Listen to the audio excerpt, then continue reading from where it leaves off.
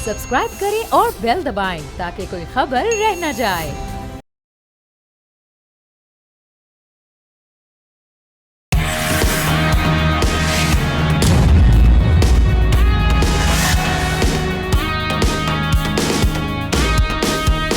अस्सलामुअलैकुम, आप देख रहे हैं न्यूज़ पंच। मैं हूं आमना खटाना। आगाज में बात करेंगे ईरान इजराइल अमेरिका जंग के हवाले से।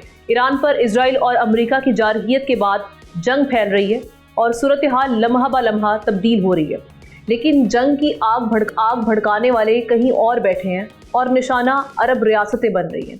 पहले बरतानवी क़यादत अमेरिका के साथ खड़ी दिखाई देती थी, मगर अब बरतानवी वज़ीर-ए-आज़म ने वाज़ेह कर दिया है कि ये जंग गैर कानूनी और कौमी मफाद के खिलाफ है। बरतानिया इसका हिस्सा नहीं बनेगा। नेटो के सरबराह ने भी इत्तेहाद को इस जंग से अलग रखने का ऐलान किया है। यूरोप के इस इनकार पर अमरीकी सदर ने शदीद मायूसी और गुस्से का इजहार किया। इसके बावजूद अमरीका लंबे अरसे तक जंग जारी रखने के दावे कर रहा है। सदर ट्रंप का दावा हमारे सामने है, वो 4-5 हफ्ते का कह रहे हैं, लेकिन इसके बावजूद वो कह रहे हैं कि इतने केपेबल हैं कि इससे भी प्रोलॉन्ग की जा सकती है। इसी दौरान नाज़रीन, सऊदी अरब में अमरीकी सफारत खाने और तेल की तनसीबात पर हमलों ने सवालात उठा दिए हैं। सऊदी हुकाम का शिकवा है कि अमेरिका इजराइल की हिफाजत के लिए सऊदी अरब को अबेंडन कर रहा है, जबकि ईरानी नायब वज़ीर ख़ारजा ने सऊदी अरब तेल तनसीबात पर हमलों से लाताल्लुकी का ऐलान किया है। उधर अमरीकी सहाफ़ी, उनका बयान बड़ा अहम है। उनकी जानिब से कहा गया कि सऊदी अरब में मुसाद के एजेंट्स की गिरफ्तारी का दावा है और साथ ही साथ सिर्फ सऊदी अरब में नहीं बल्कि कतर में भी जो है वहाँ पर भी गिरफ्तारियाँ हुई हैं मुसाद के एजेंट्स की।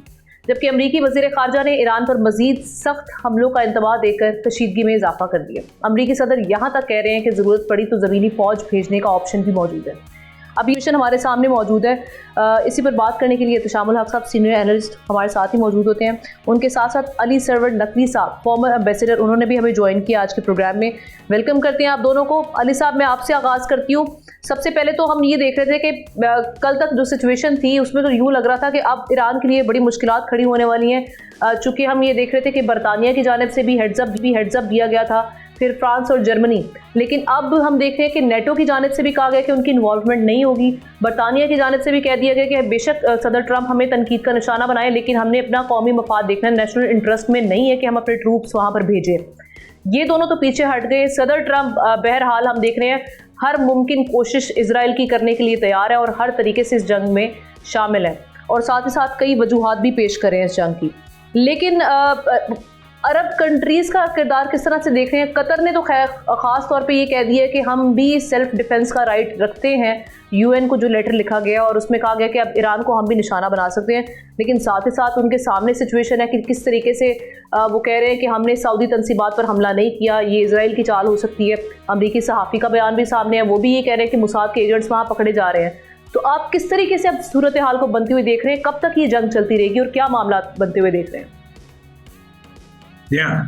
देखिए, पहली बात तो ये है कि ये जंग ईरान पे मुसल्लत की गई है, क्योंकि बिला जवाज हफ्ते के रोज 28 फरवरी को इजराइल और अमेरिका ने ईरान पे बमबारी की और ये तेहरान पे और मुख्तलिफ शहरों पे।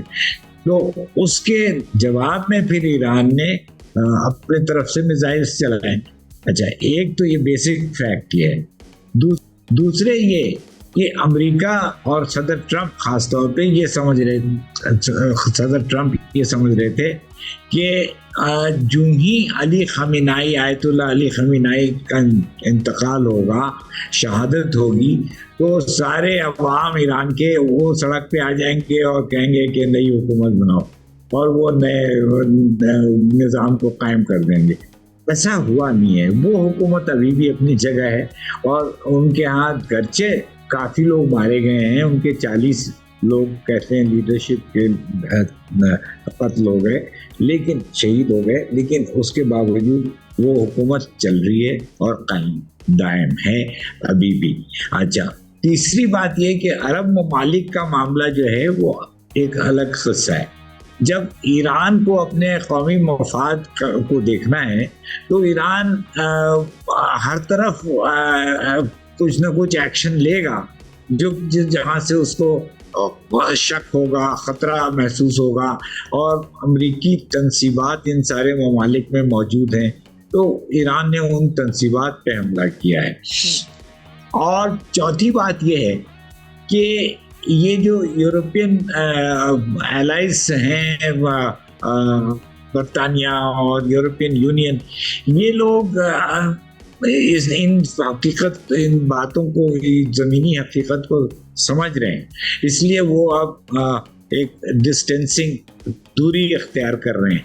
तो ये ट्रंप और नेतन्याहू तुले हुए हैं कि ईरान के ऊपर मैक्सिमम डैमेज किया जाए, लेकिन ईरान ने भी अपने तई, उसने भी जो एक्शन लिया है वो इजराइल पे मिसाइल चलाएं, तो बैलिस्टिक मिसाइल चलाएं, तो इजराइल में सख्त पैनिक फैला हुआ है और वहाँ की आवाम जो है वो बहुत परेशान है। यहूदी बड़े वैसे भी सॉफ्ट लोग होते हैं, वो मुश्किल नहीं उठा सकते। ईरानी आवाम उसके बरक्स बड़ी पुरअज़्म होती है और बहादुर है, और वो ऐसी चीज़ों को हमेशा फेस कर पाएँ। ईरान इराक जंग जो है 8 साल तक चलती रही और वो फाइनली दोनों फरीक जो हैं वो उस पर उन्होंने रोक लिया, अपनी कार्रवाई रोक ली, कोई फैसला नहीं हुआ कौन जीता कौन हारा। तो ईरान, मतलब कहने का ये खुलासा कि ईरान इस चैलेंज को फेस कर रहा है और अच्छी तरह फेस कर रहा है। हालांकि वो बहुत नुकसानात उठा रहा है। वहाँ जो बमबारी हो रही है उसमें आज एक यूनेस्को की बिल्डिंग पे अटैक किया। यूनेस्को ने उस बिल्डिंग को इंटरनेशनल हेरिटेज बिल्डिंग कहा था, तो वो तेहरान में उन्होंने तबाह कर दी है। तो वहाँ पे बहुत खुरेजी हो रही है, जाने जा रही हैं, लोग तबाह हो रहे हैं, परेशान हो रहे हैं, लेकिन ईरान डटा हुआ है और लड़ रहा है। और अमेरिका और इजराइल वो दोनों तुले हुए हैं कि ईरान को किसी तरह से शिकस्त दी जाए। और ये उस वक्त हो रहा था जब उनका एक पॉइंट आखिरी ये है कि ये जो इजराइल का अटैक हुआ है ईरान के ऊपर, ये उस वक्त हुआ था जब अमेरिका और ईरान तकरीबन एक एग्रीमेंट पे पहुंच गए थे कि वो एटमी प्रोग्राम जो ईरान का है उसके मुतालिक जो भी कंसेशंस ईरान देना चाहता दे पाता था वो दे रहा था और वो एग्रीमेंट होने वाला था, लेकिन फौरन इजराइल ने हमला कर दिया और सारी बात बदल गई।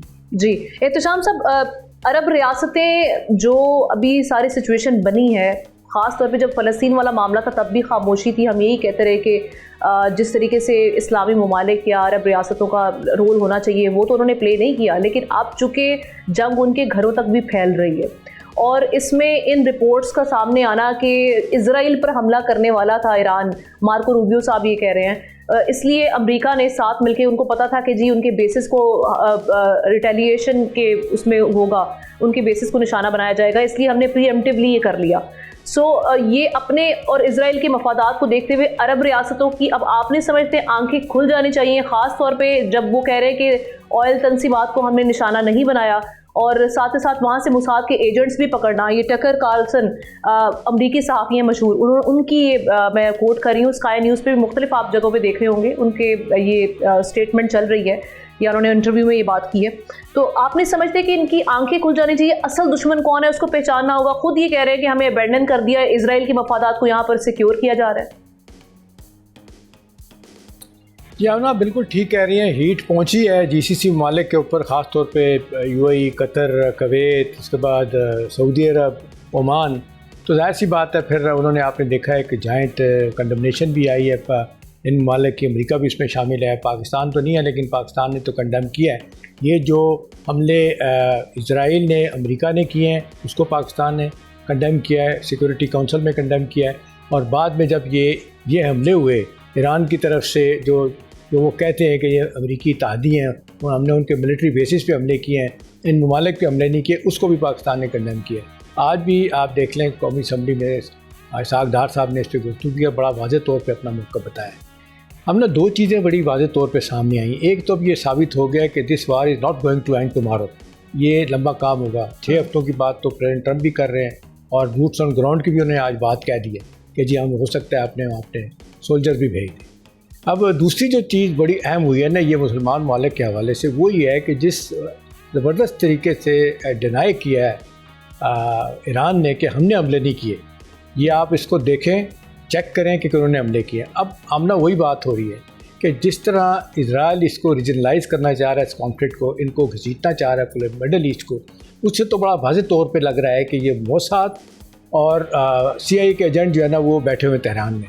अभी जो न्यूयॉर्क टाइम की बड़ी इंपॉर्टेंट स्टोरी आई है, आई एम श्योर कि आपने उसको देखा होगा, जिसमें उन्होंने कहा कि ये फैसला हो गया था पिछले साल दिसंबर में कि दूसरा हमला करना है जून के बाद जी। और उन्होंने बताया कि जी किस तरीके से प्लान करके सारा कुछ किया है और उसमें उन्होंने बड़ा वाज़ेह तौर पे बताया कि क्या चीज़ें किस तरफ गई हैं। दूसरा उन्होंने एक और बड़ी इंपॉर्टेंट बात की है, वो आमना वो कह रहे हैं कि ये जो आयतुल्लाह ख़मेनी के जिस कंपाउंड में उनको रखा गया था वहाँ पे ईरान का इंटेलिजेंस चीफ भी मौजूद था और कहते हैं कि ये 33 जहाज़ उस दिन उड़े थे इजराइल के जिन्होंने हमला किया था।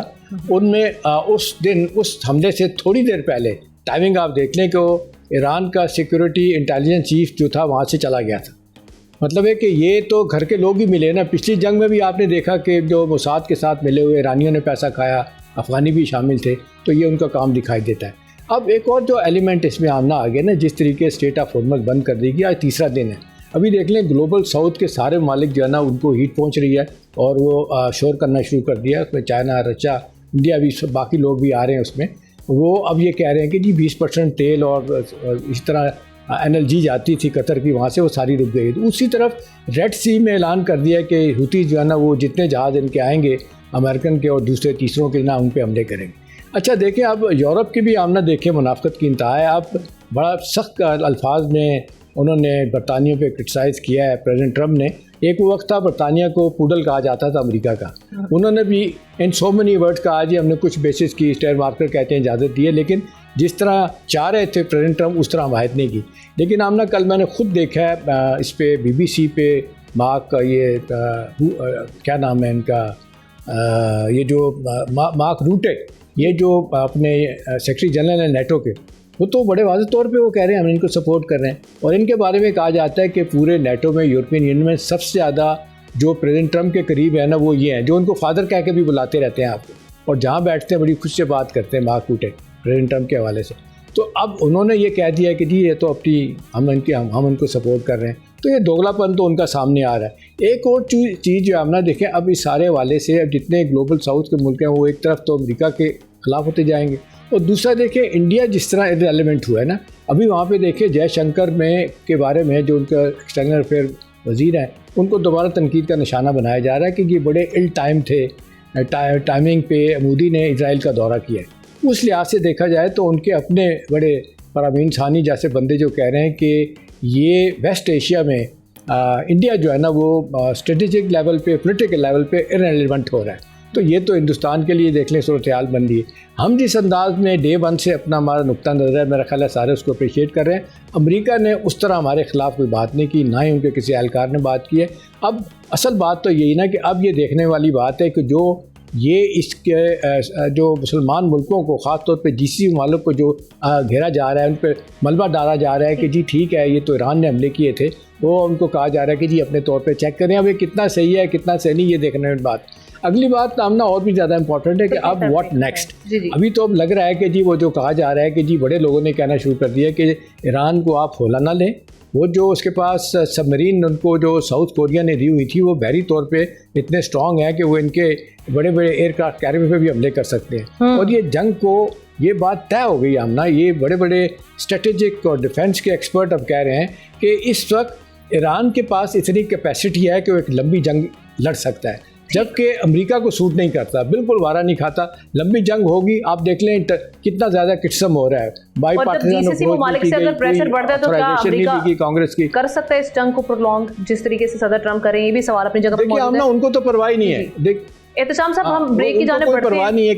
ब्रेक से पहले आप साथ रहिएगा, उसके बाद हम इसको कंटिन्यू करेंगे। अली सरवर नकवी साहब का शुक्रिया अदा करेंगे। Hamid Khan Al-Bashar national affairs expert हमें ज्वाइन कर चुके हैं। ब्रेक के बाद उनका भी टेक लेंगे।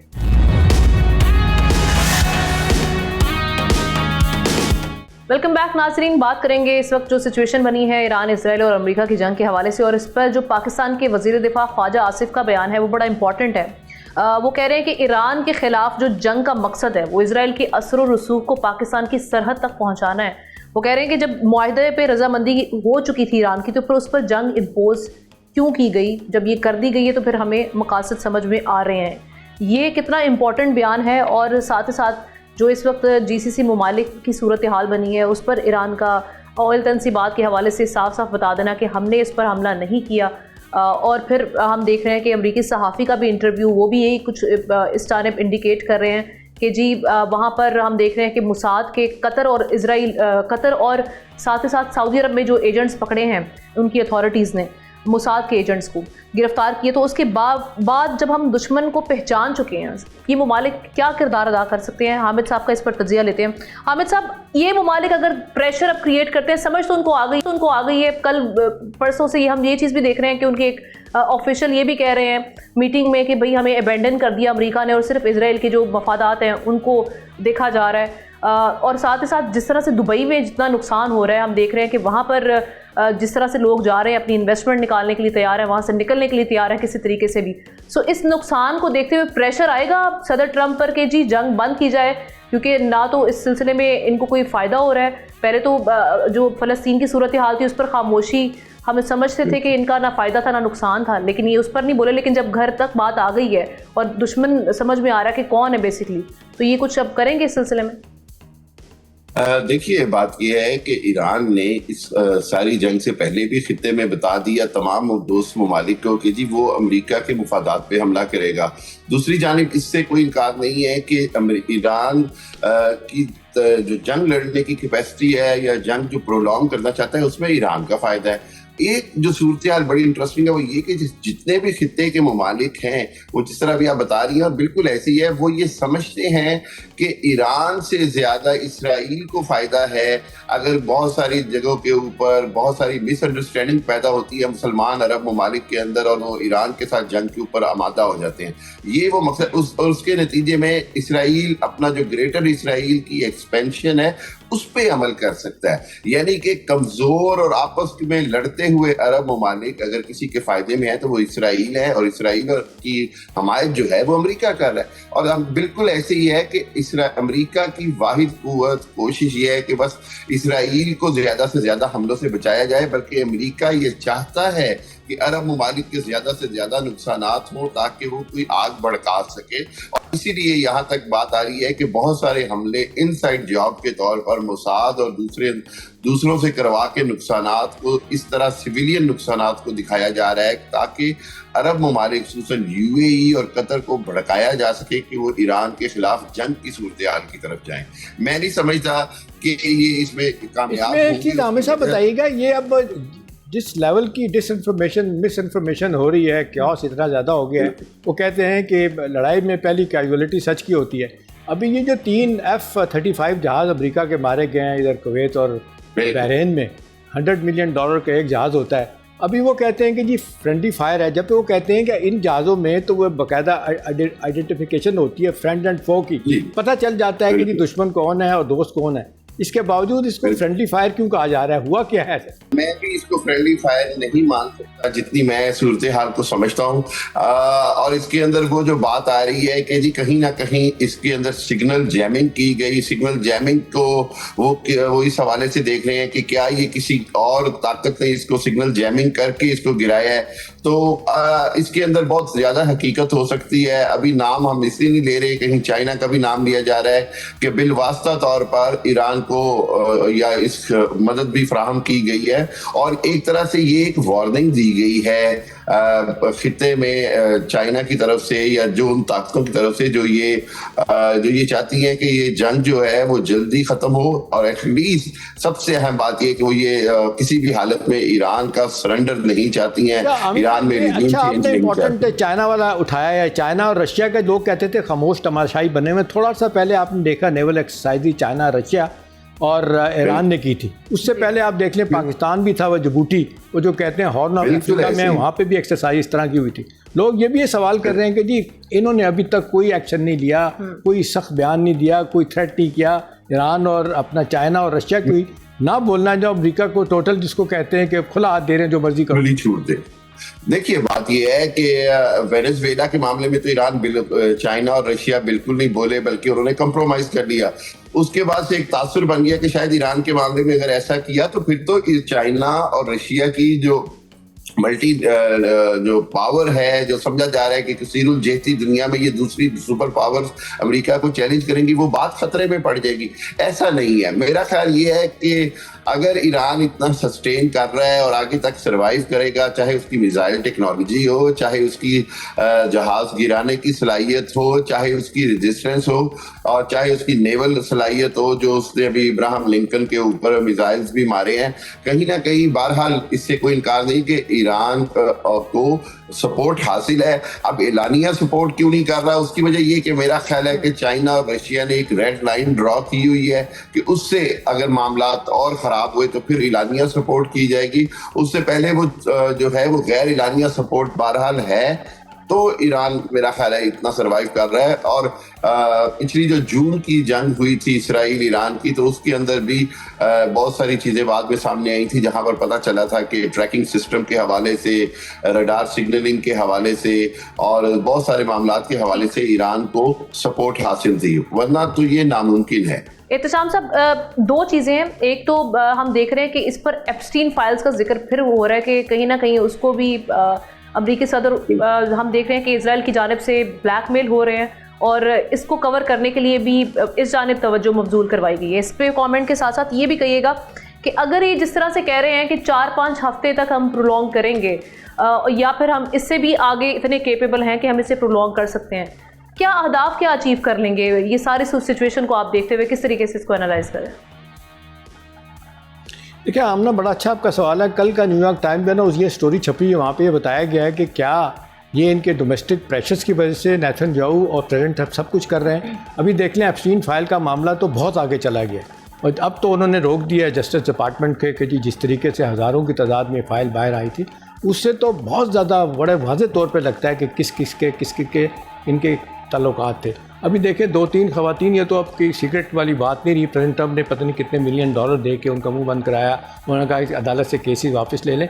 लेकिन जो ज़्यादा परेशान कुन बात है ना, इसमें वही बता रहे हैं कि बहुत सारी ऐसी चीज़ें जो बड़ी सेंसिटिव नौइयत की थी, ये काम आमना बड़े सटल तरीके से हिंदुस्तान ने किया है। अभी देखना ना, अपने ये जो किंग के बरतानिया के किंग के छोटे भाई हैं, उन्होंने क्या किया है। अब देखें, खाली उनका मामला लड़कियों तक नहीं है। वो कहा जाता है कि बड़ा सेंसिटिव कोई इन्फॉर्मेशन जो थी वो एप्स्टीन ने इनके ज़रिए, इनके छोटे भाई के ज़रिए जो ना हासिल की थी। अब भी वहाँ पे ये फंसे हैं। नेशनल सिक्योरिटी का मसला आ रहा है वहाँ पे, ये अपना क्या कहते हैं, अमेरिका में भी और इजराइल में भी।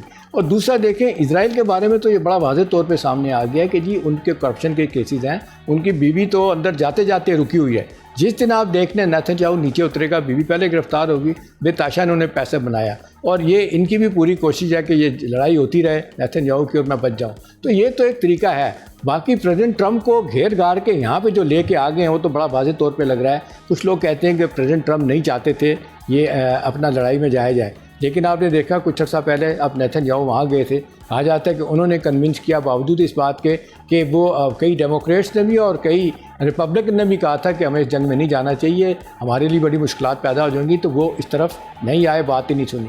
अब जो आगे जो बात कर रहे हैं हम ना, देखें अब सालिसी करवाने के लिए कौन क्या कर सकता है। हम पहले कहते रहे हैं कि जिस तरीके से पाकिस्तान ने, तुर्की ने, सऊदी अरब ने किया, वो अब शायद नहीं हो रहा।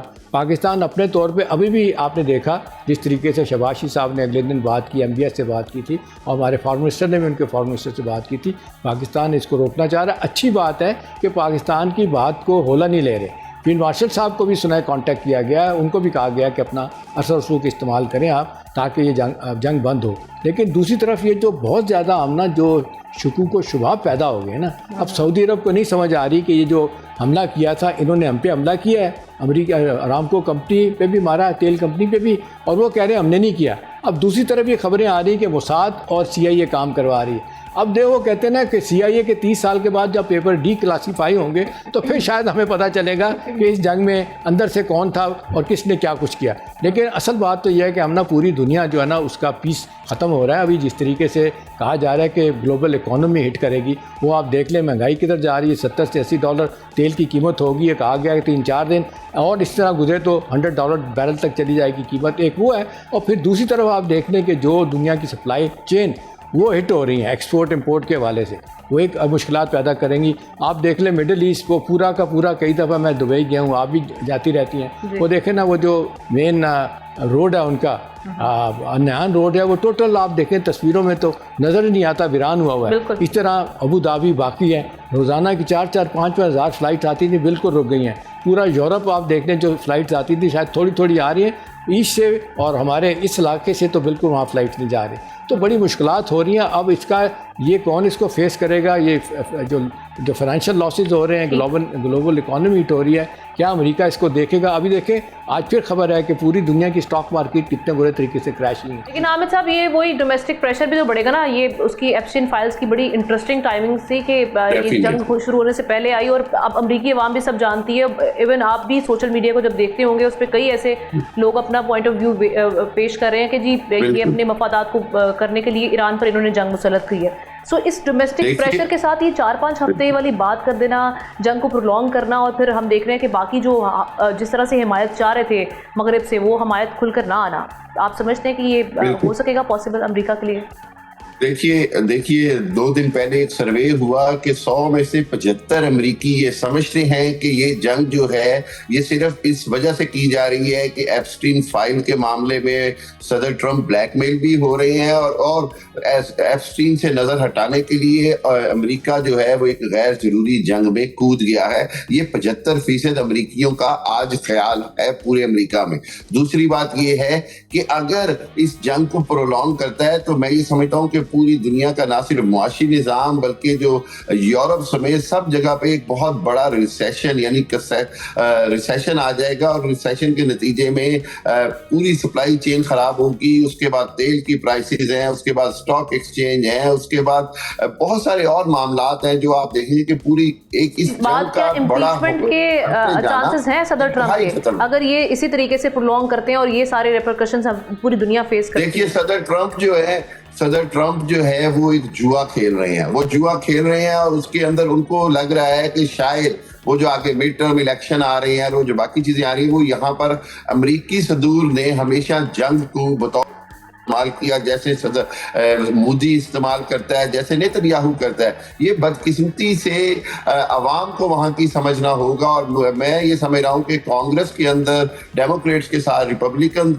इवन कुछ मेंबर्स जो हैं वो अब सदर ट्रंप के बेपनाह इख्तियारात को कम करने की बात कर रहे हैं। Thank you so much Hamid Khan Al-Mashriqi sahab, Ehtesham साहब साथ ही रहेंगे। एक ब्रेक की जानिब बढ़ते हैं, ब्रेक आएंगे, एक और स्टोरीज पर डिस्कस करेंगे।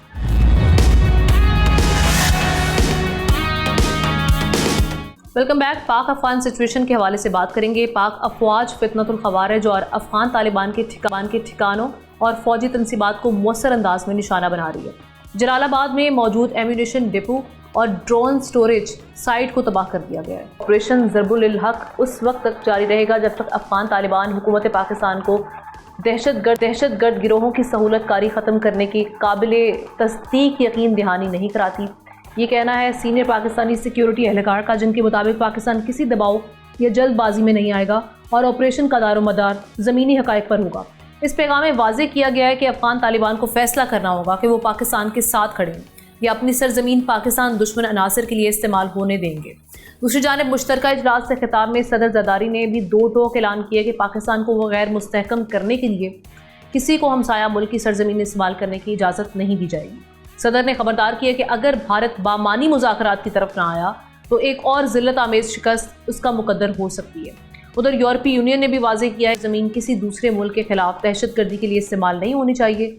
अब जो सारी सिचुएशन बनी है इसमें जब हम देख रहे हैं कि पाकिस्तानी फ़ौज को एक के बाद एक कामयाबियाँ हासिल हैं, तो क्या दुश्मन ख़ास तौर पे जो अफ़गानिस्तान है जो इंडिया के साथ नेक्सस बना चुका है, क्या ये नेक्सस टूटेगा और अफ़गानिस्तान अपना किबला दुरुस्त करेगा? एहतशाम साहब से खबर और तजिया दोनों लेते हैं।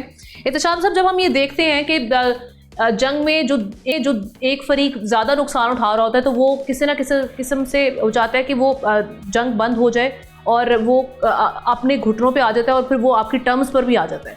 सो आप समझते हैं कि अब अफ़गानी मानने के लिए तैयार, आपकी असेसमेंट क्या है कि वो वाकई अब ये इंश्योर करेंगे कि उनकी सॉइल इस्तेमाल ना हो सारी सिचुएशन में?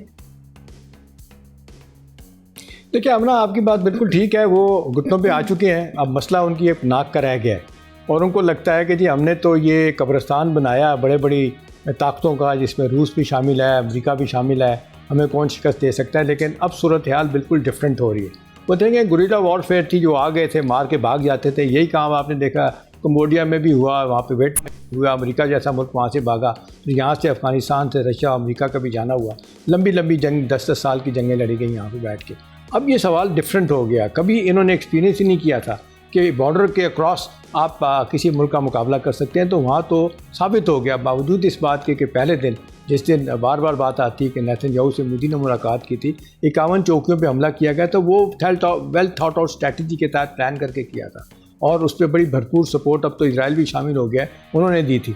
लेकिन अल्टीमेटली वो कितनी देर तक इनके साथ खड़े हो सकते हैं, चलें वो तो पैसा देते रहेंगे, ट्रेनिंग देते रहेंगे, लेकिन जो उनका पोटेंशियल अपना है। लेकिन जितनी मार हमला पिछले 4-5 दिनों में लगी, और सबसे बड़ा हमला तो देखें हौस्त में जो उनका एक एमुनेशन डिपो तबाह किया गया, वो कहते हैं इतना ज़्यादा असला था कि हिसाब ही कोई नहीं, अमरीकी छोड़ के गए हैं वो भी है। प्लस इनका देखें जहाँ जहाँ पाकिस्तान ने जो टारगेट सेट किए हुए हैं ना, उन पर मुसलसल हमले हो रहे हैं, मिलिट्री इंस्टॉलेशन पे हो रहे हैं, एमुनेशन डिपो पे हो रहे हैं, और उनकी तरफ से डायरेक्टली कहा जा रहा है। अभी देख लें जिस तरीके से चाइना ने, रशिया ने, ईरान ने कहा था जी सालसी कराते हैं, कुछ हवालों से ये कहा जाता है कि चाइनीज़ को उन्होंने कहा कि जी जान छुड़ा लें, ये कर लें, लेकिन चाइना भी अब इतना, उनको भी अंदाज़ा हो गया कि उनके आदाब पे भी जिस तरह हमले सिंगजाम में कराए जा रहे हैं और ये बदख्शां सूबे के ज़रिए, तो वो भी कहते हैं कि जी ये शायद इतनी आसानी के साथ नहीं होगा। तो ख्वाजा आसिफ साहब कह चुके हैं जी हमारे पास कोई ऑप्शन नहीं है सिवाय इसके कि हम इस जंग को जारी रखें। और दूसरी बात आमना बड़ी अहम है, जो पता चलता है कि जिस तरह पाकिस्तान ने उनको कन्वे किया है, करवाया है कि देखें नूर वली महसूद एक इनका लीडर है जो दहशतगर्दी TTP का है, उन्होंने कहा जब तक आप इसको हमारे हवाले नहीं करते, जिसके सारे सबूत दे दिए गए आपको, तो ये जंग जारी रहेगी। दूसरी बात जिस वजह से बहुत ज़्यादा शदीद आमना ये अफ़गान तालिबान दबाव में है, लेकिन ना सफारती तौर पे, सियासी तौर पे, अखलाकी तौर पे पूरा यूरोप, अमरीका, उसके बाद एशिया, कोई ऐसा दुनिया का फोरम नहीं है जिसने ये नहीं कहा कि अफ़गान सरजमीन जो है ना, उनका सॉइल दहशतगर्दी के लिए हमसायों के ख़िलाफ़ इस्तेमाल हो रहा है। कोई जवाब नहीं है इसका इनके पास। नतीजातन यह है कि आइसोलेशन इनकी बड़ी तेज़ी के साथ हो रही है। वो मुल्क रशिया ने भी जिनको रिकगनाइज़ किया, वो भी कहते हैं उस तरह उनकी सपोर्ट नहीं कर रहा। वो भी उनको कह रहा है कि भाई उनके 3 ममालिक सेंट्रल एशिया के, उज़्बेकिस्तान, कज़ाकिस्तान, ताजिकिस्तान, इनके साथ बहुत अच्छे तल्लुकात हैं, वहाँ पे भी इन्होंने दहशतगर्दी की है, जिसका उन्होंने बड़ा सीरियस नोटिस लिया है। तो मेरा ख्याल है दबाव में है। एक बात है कि जो इंटरनल दबाव आ रहा है ना हमला, वो बहुत ज़्यादा है। अब देखिए 5 करोड़ की उनकी आबादी है, हमारी 25 करोड़ की आबादी है, हमारी 25% की एक्सपोर्ट है, उनकी 13-14% की एक्सपोर्ट पाकिस्तान में है। हम ये ब्रंट बर्दाश्त कर सकते हैं, वो नहीं कर सकते, उनको नुकसान हो रहा है। जिस दिन अमेरिका ने पैसा देना बंद किया और जिस दिन ये ग्लोबल लेवल पे जो अपना ये ड्रग का इस्तेमाल करते हैं, एक्सपोर्ट करते हैं, वो रुकी, तो उनके मामला बहुत ख़राब होंगे। वैसे तो आप देखने गुर्बत इंतहा पे चली गई है, स्कूल बंद हो गए हैं, बच्चियों के साथ जुल्म ज़्यादती जो हो रही है, ह्यूमन राइट्स की कोई वहाँ पर बात नहीं रह गई है, और तेज़ी के साथ काबुल जैसा शहर भी थोड़ा सा सेफ़ हो गया था, अनसेफ होता चला जा रहा है। बेताशा ग्रुप्स इनके पैदा हो गए हैं, अलकायदा भी है, उसके बाद TTP है, अहरार वाले हैं, पता नहीं कौन कौन से लोग आके बैठे हुए हैं, ISIS खुरासान भी है, कौन किसके साथ मिला हुआ है, दुनिया का पैसा भी चल रहा है इसमें। और यही वजह कि दाइश को मारने के लिए वो इस्तेमाल करते हैं, अमेरिका दाइश को इस्तेमाल करता है, पैसे भी देता है, वो औरों के ख़िलाफ़ भी इस्तेमाल करता है, और तालिबान को कहता है दाइश को आप मारें। तो बड़ी कन्फ्यूजन बेताशा है। लेकिन एक बात क्लैरिटी के साथ तो उनको पता चल गया है अफ़गानियों को कि अब ये मामला नहीं चलेगा। पाकिस्तान ने बहुत कोशिशें कर ली हैं, जब तक कि वो कंसीड नहीं करेंगे, वो अंडरटेकिंग नहीं देंगे, जब तक वो वादे करके दुनिया को मिला के बैठती नहीं है दुनिया, वो कहे कि जी अभी आइंदा के बाद ये इनकी सरजमीन पाकिस्तान के ख़िलाफ़ या बाकियों के खिलाफ इस्तेमाल नहीं होगी, शायद फिर बात बनेगी। और प्रोसेस में जितने दिन गुजरेंगे इनकी तबाही होती रहेगी, मिलिटरली भी। अदरवाइज एक आवाज़ उठ रही है जो एक कुछ कहा जा रहा है सोशल मीडिया के ज़रिए, देखिए जी अवाम तो पाकिस्तान के अफगान दुश्मन नहीं है ना, उन पर रहम किया जाए। भाई बात यह है कि ये तो कोलैटरल डैमेज तो कभी कभी होता भी है, अगरचे पाकिस्तान बड़ा प्रिसीजन के साथ हमले कर रहा है और आपने देखा बहुत कम इस तरह का नुकसान हुआ है, लेकिन वो कह रहे हैं कि इकोनॉमिकली वो ब्लीड कर रहा है अफगानिस्तान। एक तो आपने देखा 15 लाख जो भेजा, 12-13 लाख को भेज दिया अफगानियों को, अभी 6 लाख रह गए, उनको भी वापस भेजा जा रहा है। उनको एक तकलीफ़ हो रही है, वो जाके कोई काम काज नहीं है, फारिग बैठे हुए हैं, उल्टा वो बोझ बन रहे हैं उनकी इकॉनमी, तो वो भी एक प्रेशर है। शायद इस प्रेशर से हटें, या दूसरा प्रेशर जो आ रहा है चेंज का इंटरनली, अभी देख लें नॉर्दर्न नाइट्स वाले आ रहे हैं, उससे ये हट के शायद ये सोचें। लेकिन हटदर्म लोग हैं हम ना, सारी ज़िंदगी आपने एक साइकिल, एक बंदूक पे चलते हैं, पाँव में स्लीपर होते हैं, इन्हें कोई परवाह नहीं। अमरीकियों को कहते थे you have a watch, we have a time, तो इन्हें कोई फिक्र नहीं है कि इकतसादी तौर पे पीछे चले जाएंगे। लेट्स सी फिर ये जब इतना नुकसान उठाने के बाद कब तक ये दुरुस्त लाइन लेते हैं, क्योंकि ऑब्वियसली ये लॉन्ग टर्म तक तो ये चीज़ें नहीं चल सकती इस तरीके की लाइन ले अगर अफ़गान तालिबान, और अगर इसी तरीके से मामला चलते रहे तो उनकी अपनी इकॉनमी जो हम देख रहे हैं कि जिस तरीके से इस वक्त शिकार हो चुकी है, कमज़ोर हो चुकी हुई है, और भारत के साथ जो नेक्सस है उसको भी आप लॉन्ग नहीं कर सकते। कब तक ऐसे मामला चलेंगे? थैंक यू सो मच एहतशामुल हक साहब हमारे साथ मौजूद थे इस पर बात करने के लिए। प्रोग्राम के आखिर में बात करेंगे मिडिल ईस्ट और ऑपरेशन ज़रबुल हक के दौरान पाकिस्तानी निजी टीवी चैनल्स और वेबसाइट्स पर साइबर अटैक्स ने एक नया महाज खोल दिया है कि जंग अब सिर्फ सरहदों तक महदूद नहीं रही। इन हमलों के फौरी बाद कौमी computer agency emergency response team ने बाकायदा तहकीकाती टीम लॉन्च कर दी है और तहकीकात शुरू कर दी है। हुकाम के मुताबिक एक आला सतही इजलास में हमलों के मुहर्रकात, नौइयत और मुमकिना माखज़ का तयन किया जा रहा है। माहिरीन का कहना है कि ये रवायती हैकिंग नहीं बल्कि नशरियाती सिग्नल्स में गैर मजाज मुदाखलत का मामला है। सैटेलाइट निज़ाम में अगर ज़्यादा ताकतवर जाली सिग्नल असल फ्रीक्वेंसी पर छोड़ दिया जाए तो नशरियात को वक्ती तौर पर काबू में लिया जा सकता है। ये अमल किसी आम फर्द के बस की बात नहीं है, बल्कि इसके लिए भारी आलात, तकनीकी महारत और मुनज़्ज़म मनसूबाबंदी दरकार होती है। तहकीकात में ये भी देखा जा रहा है कि सिग्नल कहाँ से आया और किन ज़राए से नशर किया गया। इसीलिए नशरियाती निज़ाम की निगरानी करने वाले इदारे का किरदार भी सवालात की जद में है। माहिरीन के मुताबिक चैनल्स को इंक्रिप्शन, मुसलसल निगरानी और मुतबादिल फ्रीक्वेंसी मनसूबाबंदी के ज़रिए ख़ुद को महफूज बनाना होगा। साइबर अटैक्स का मकसद सिर्फ नशरियात रोकना नहीं बल्कि खौफ, बेयकीनी और अफरा तफरी फैलाना भी होता है, और यही वजह है कि जंगी माहौल में मीडिया को पहला निशाना बनाया जाता है। ऑफिशियल्स का कहना है कि तहकीकात मुकम्मल होने के बाद तफसीली रिपोर्ट आवाम के सामने लाई जाएगी, लेकिन असल फ़िक्र ये है कि अगर मालूमात के महाज पर दिफा कमज़ोर हो जाए तो क्या हम आने वाली डिजिटल जंग के लिए इस खबर के हवाले से कमेंट सेक्शन में जाके आप अपनी राय का इजहार कर सकते हैं। हमें प्रोग्राम से इजाज़त दीजिए, इंशाल्लाह कल मुलाकात करेंगे। अल्लाह हाफ़िज़।